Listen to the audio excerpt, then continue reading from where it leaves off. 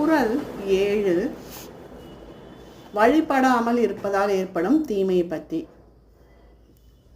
தனக்குவமை இல்லாதான் தாழ் சேர்ந்தாருக்கு அல்லால் மனக்கவலை மாற்றல் அரிது.